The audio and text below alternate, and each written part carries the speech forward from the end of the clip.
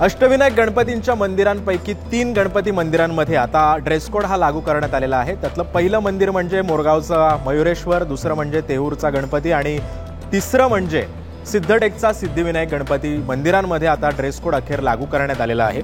या गणपती मंदिरांसह आता चिंचवडचा मोरया गोसावी संजीवन मंदिर आणि खार नारंगी मंदिरातील दर्शनासाठी आता पोशाखाची नियमावली आता लागू करण्यात आलेली आहे। ही 5 मंदिरं ज्या ट्रस्टच्या अंतर्गत येतात ती म्हणजे पिंपरी चिंचवड देवस्थानच्या या ट्रस्ट अंतर्गत आता हा नियम लागू करण्यात आलेला आहे।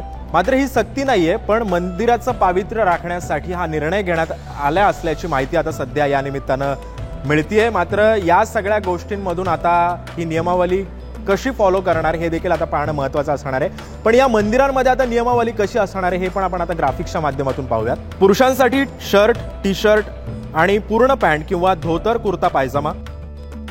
त्यानंतर महिलांसाठी साडी, सलवार कमीज, पंजाबी ड्रेस किंवा अन्य पारंपरिक पोशाख। पारदर्शक, टोकदार, स्लीवलेस, फाटक्या पोशाखांवरती आता मात्र बंदी घालण्यात आलेली आहे। अंगप्रदर्शन करणाऱ्या अथवा अनौपचारिक कपड्यांना देखील बंदी घालण्यात आलेली आहे।